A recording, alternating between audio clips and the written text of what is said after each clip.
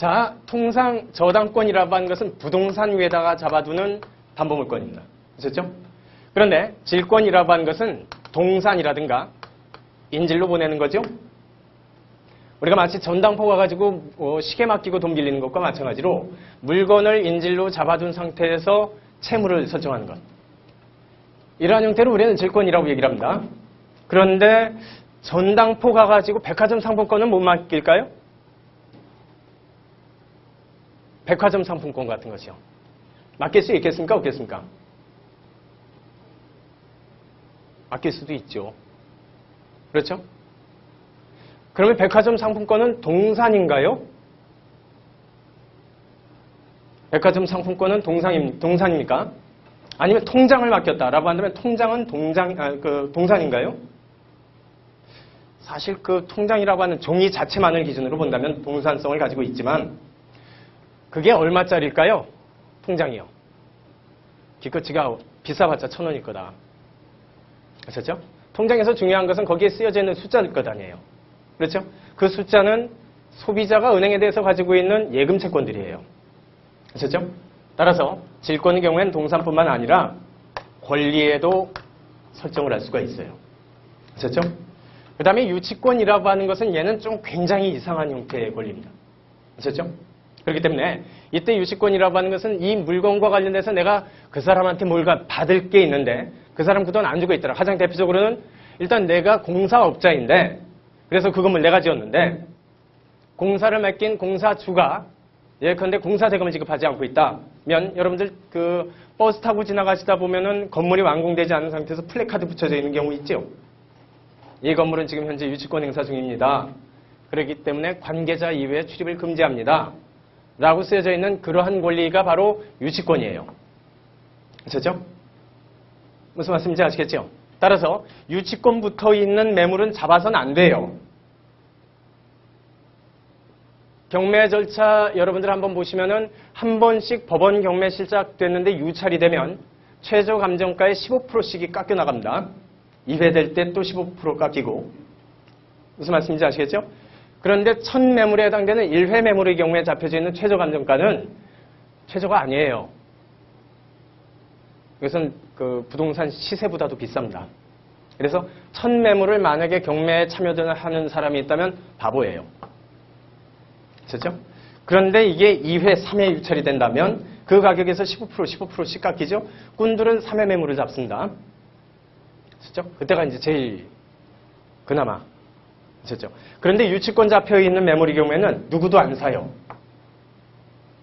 그 이유는 예컨대 아무리 봐도 저 아파트는 한 4억 정도는 될 것 같은데 최저 감정가를 봤더니 몇 회 유찰이라고 되어 있으면서 예컨대 2억이다.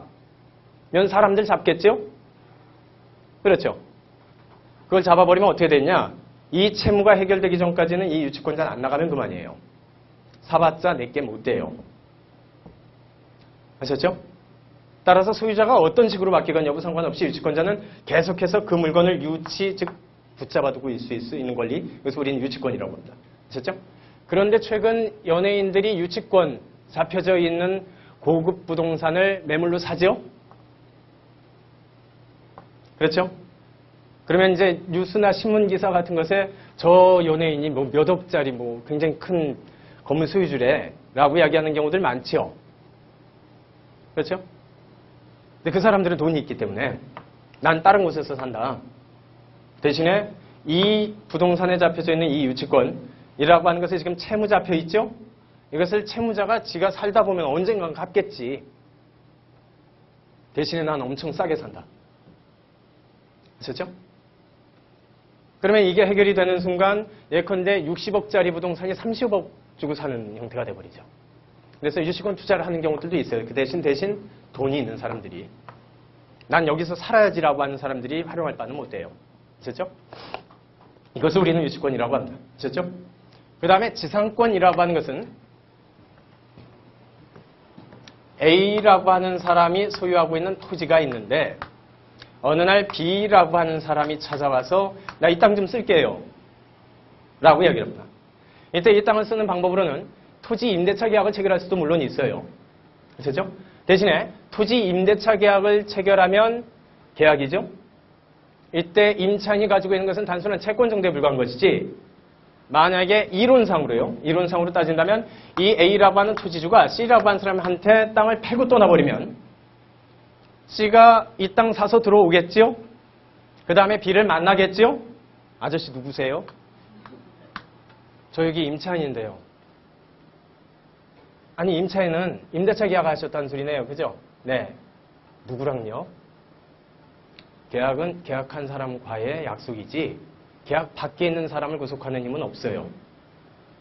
무슨 말씀인지 아시겠죠?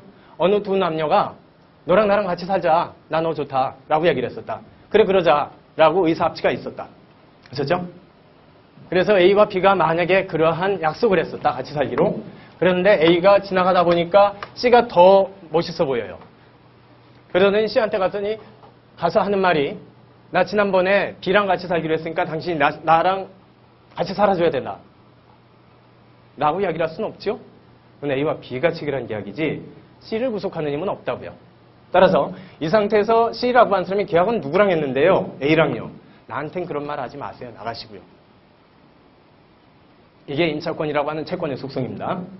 아셨죠? 그러다 보니까 이 토지 임차인의 지위가 굉장히 불안하죠. 따라서 일단 당신이 사정이 어떻게 될지 난 모르니까 여기 등기 좀 해줘. 아셨죠? 그 다음에 땅만 사서 뭐 하려고? 여기에 뭐 좀 지으려고. 건물 소유를 목적으로 하거나 아니면 여기에 과수원, 즉 수목 같은 것을 식재해가지고 그 다음에 과수원을 운영하기 위해서 일을. 아셨죠? 등을 목적으로 토지를 빌리면서 등기까지 경유하면 이게 바로 지상권이라고 하는 권리입니다. 아셨죠? 이때 등기부상, 즉 저 토지 등기부에 지상권이라고 하는 설정 등기까지 만약에 갖춰지게 된다면 이제부터는 A라고 하는 사람이 저 토지를 C라고 하는 사람한테 팔든 말든 여부 상관없이 B는 계속해서 권리가 보장이 된다. 무슨 말씀인지 아시겠죠? 이것을 우리는 지상권이라고 얘기를 해요. 자, 그런데 경우에 따라서는 구체적으로 A와 B라고 한 양자 사이에 약정을 맺은 바도 없이 지상권이 탄생하는 경우도 있어요. 아셨죠? 가장 대표적으로는 우리 민법상, 물론 단행법상 3개의 법이 마련되어 있지만 그중에 민법상의 것을 기준으로 본다면 민법 305조의 것에 해당되는 것도 있고요. 366조에 해당되는 것도 있고 그 다음에 관습법으로 존재하고 있는 것도 있습니다. 아셨죠? 가장 대표적인 예는 A라고 하는 사람이 소유하고 있는 토지에 B라고 하는 사람이 저당권이 설정되어 있는 상태입니다. 자, 그런데 이때 A라고 하는 사람이 이 토지에 저당권 설정 당시에 이미 건물을 짓고 살고 있었어요. 그런데 대출을 받으면서 은행에 토지만 지금 현재 저당을 잡아둔 상태입니다. 그런데 결국 토지 대출을 받지 못하다 보니까 이런 현상이 발생하는 가장 대표적인 이유는 맨 처음엔 나대지 상태로 존재하는 토지였는데 그냥 빈 땅 놀려두지 말고 주차장이라도 하시든가 아니면 건물이라도 지어가지고 분양수익이라도 올려라 라고 건축업자가 꼬드기죠. 그럼 나도 한번 해볼까? 라고 해서 건물을 짓죠.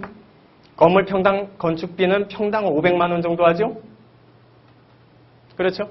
지금 현재 평당 400만 원 정도로 이제 좀 내려간 상태인데 자, 한번 생각해봅니다. 100평짜리 건평이 나오는 예컨대 건물을 내가 아마 짓고 싶다. 그러면 얼마라고요? 건축비만? 평당 400만 원으로 일단 이제 계산을 하시면 4억이 필요하죠? 그렇죠? 그러면 4억이 현금으로 필요하다고요. 그런데 건물 지으면서 4억 현금을 가지고 직접 건물을 짓는 사람을 보셨습니까? 롯데월드 저 건물은 어떻게 지어졌을까요? 몇 평이 나올까요? 잘 모르겠어요. 한번 확인해 볼 일인데. 있었죠? 일반 서민들이 빈 땅에다가 건물 짓기란 굉장히 어려워요. 그렇죠? 그런데 건설 공사 하시는 건설업자들이 빈 땅 소유주를 찾아오신 다음에 일단 여기다가 건물 짓자라고 이야기를 하겠죠. 나 돈 없어 라고 이야기하면 일단 제가 지어드리고요. 그 중에 일부는 당신이 토지 저당 잡고 은행에서 대출 받으세요. 라고 해서 저당을 잡고 좀 복잡하게는 건설업자가 자비로 드린 다음에 양자 사이의 계약상 건물 분양에서 분양 수익금 나오면 그 중에 일부는 자기가 가져가겠다. 라는 식으로 건물을 짓겠죠. 근데 그 부분은 일단 빼고 그냥 봤을 때 토지 저당만 잡은 상태이다. 그런데 저당 잡기 전에 이미 건물이 있는 상태여야 됩니다. 이 사건의 경우에는. 자, 그런데 A가 결국 B라고 하는 은행에 은행 대출을 갚지 못한다. 그래서 은행이 이 저당권을 터뜨렸다. 그렇죠? 경매로 넘겨버렸다. 그래서 경락인 C라고 하는 사람이 탄생을 해서 경락인이 소유 경락대금이라고 하는 돈을 다 냈다라고 한다면 경락인은 등기 없이 경락대금 완납 시점이 바로 소유자가 되는 시점입니다. 그렇죠? 그러면 C가 이 토지 소유자가 돼요. 그러면 이때 건물 소유자와 토지 소유자가 달라지죠? 그렇다면 이론상으로는 토지 소유자는 내 땅 위에 건물인데 누구 거? A라고 얘기를 하는 순간 당신이 뭔데 내 땅 위에 건물이죠? 철거해. 라고 한다면 이론상으로는 철거를 해야 돼요. 하지만 우리 법은 그러한 경우에 당신 보고 사지 않았느냐? 그렇죠? 여러분들 건물 지어져 있는 토지만 경매로 나왔을 때 아니면 매물로 내가 살려고 할 때 얼마 주고 사실랍니까? 제 가격은 못 줘요. 아니 저거 건물 뽀갤 수 있는데요. 그래도요. 굉장히 복잡해져요. 귀찮아지고. 사람 살고 있는데 사람 대자로 누워져 있으면 그거 어떻게 해요? 무슨 말씀인지 아시겠죠? 웬만해서는 사지 않게 되는 것이기 때문에 이 토지라고 하는 것이 경매로 나왔을 때 경매 매물가는 내려가게 마련이라고요. 그리고 경락인 C라고 한 사람은 싼 가격에 산 거예요. 아셨죠? 싼 가격에 사놓고서 이 건물을 철거하라라고 하는 것이 말이 됐냐라는 소리예요.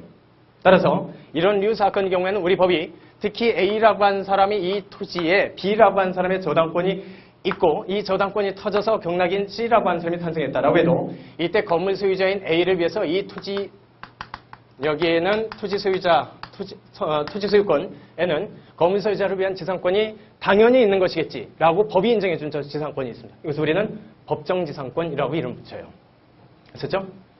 그리고 법정지상권이건 제지상권이건 즉 제대로 지상권을 준 경우이건 지상권이 탄생하고 나면 지상권의 내용은 같아요. 아셨죠? 자, 이것을 우리는 지상권이라고 얘기를 합니다. 그 다음에 용어 설명은 오늘 뭐 시간이 좀 그러니까 지역권까지만 설명드리겠습니다. 지역권은 여러분들 세법 공부를 하실 때 뭔지 잘 모르시는 경우들이 좀 많기 때문에 자, 이렇게 되어 있는 토지가 있습니다. 그런데 하필이면 가로 분할이 되어 있어요.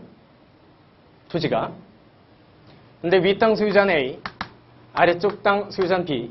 그런데 삼면은 전부 다 산으로 둘러싸여 있고 도로로 즉 길로 쓸 수 있는 것은 요 앞부분 B 땅을 거쳐 지나갑니다. 이때 A라고 하는 사람이 보유하고 있는 이 토지는 말이 토지이지 드나들 들 길이 없어요. 그렇죠? 이 토지를 우리는 맹지라고 얘기합니다. 그렇죠? 눈먼 땅. 자, 그러면 이때 A라고 하는 사람이 B라고 하는 사람한테 이 땅 좀 걷자, 통과 좀 하자 라고 하는 것이 이미 민법에 의해서 보장되어 있어요. 이것을 우리는 통행권이라고 얘기를 합니다. 그렇죠? 주위토지 통행권이라고 이름을 붙입니다. 그렇기 때문에 이때의 경우에는 굳이 등기를 하지 않아도 밟고 지나갈 수가 있어요. 대신 남의 집 안방 가로질러 갈 수는 없고요. 무슨 말씀인지 아시겠죠? 대신에 이때 아무리 토지 통행권이라고 하는 것이 보장되어 있어도 그래도 다른 사람으로 주인이 바뀌게 되면 그때마다 계속해서 자신의 권리 행사에 방해를 받을 수 있겠죠. 따라서 애시당초에 A라고 한 사람이 B라고 한 사람과 아예 내 땅에다가 등기 좀, 당신 땅에다가 내가 좀 밟고 지나간다고 등기 좀 해줘. 아셨죠? 그 사람 땅에 봉사죠? 역할을 해달라. 아셨죠?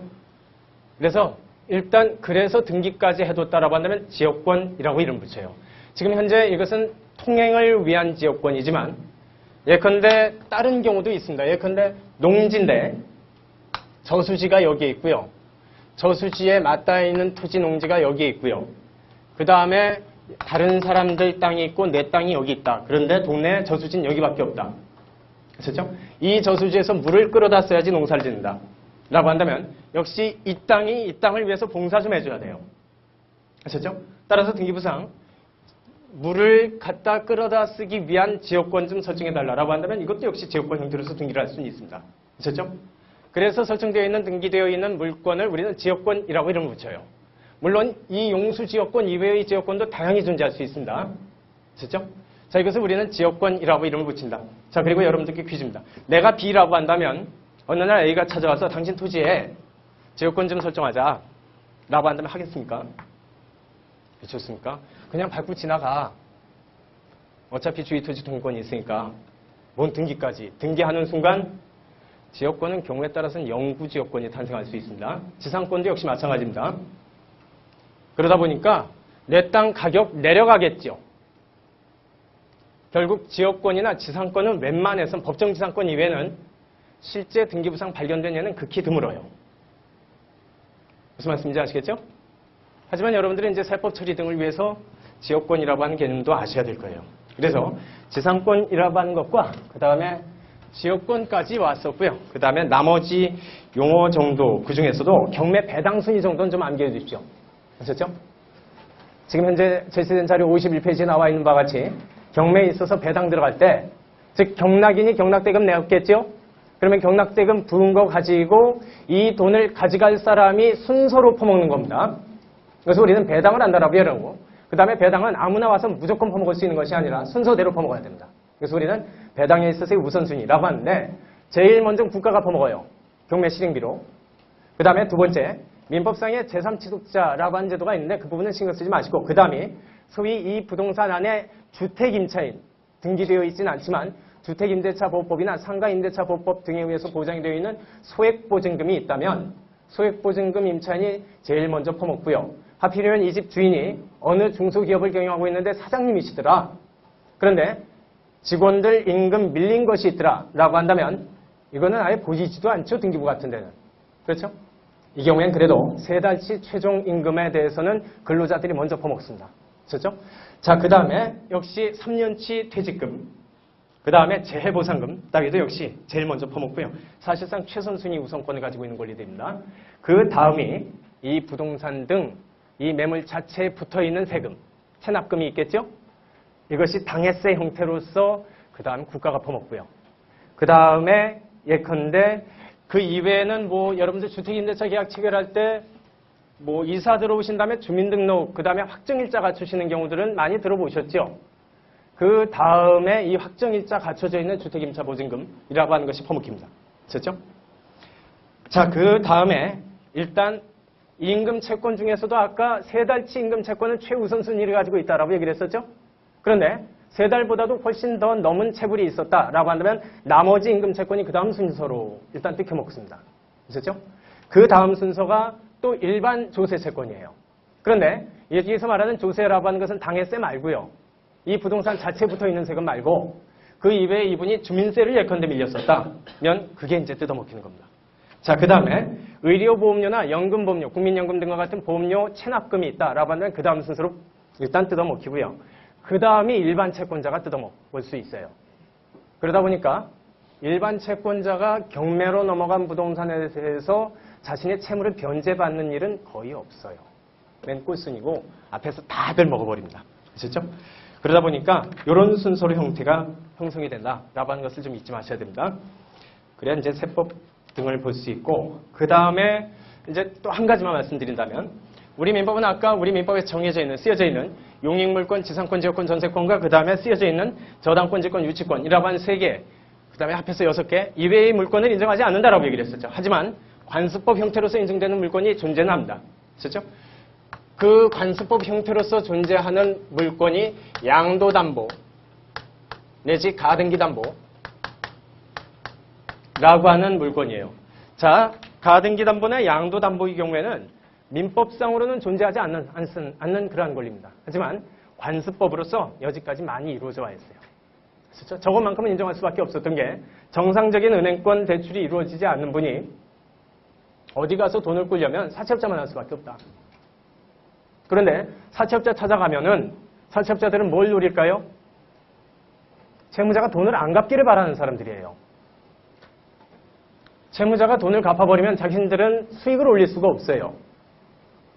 그때는 그냥 고리 정도 받는 것 정도에 불과한 것이고 채무자가 돈을 안 갚아야 그 집을 먹어버리죠. 무슨 말씀인지 아시겠죠? 자, 예컨대 A라고 하는 사람이 소유하는 부동산을 담보로 잡고 B라고 하는 채권자가 돈을 빌려준다. 아셨죠? 자, 그런데 B가 A한테 빌려준 돈은 요만큼입니다. 그런데 A가 가지고 있었던 부동산이 이만한 시가를 가지고 있는 부동산이에요. 그랬을 때 A가 B라고 한 사채업자 찾아가면 이때 사채업자가 요구하는 것은 그럼 담보 잡으셔야죠. 대출 받았는데. 라고 하면 아니, 네, 저당권 잡아드리면 되나요? 그럼 꿀밤 맞습니다. 난 그런 사람이 아니다. 그냥 소유권 등기 주세요. 됐죠? 그래서 소유권 등기를 달라라고 하는 순간 A가 뭐라고 할까요? 나 안 해요. 라고 얘기를 하겠죠? 그럼 다른 사무실 가보세요. 다 하지. 어쩔 수 없이 그 사무실에서 담보로 소유권 등기를 줘요. 그러면 이 사채업자가 뭐라고 얘기를 했겠습니까? A한테?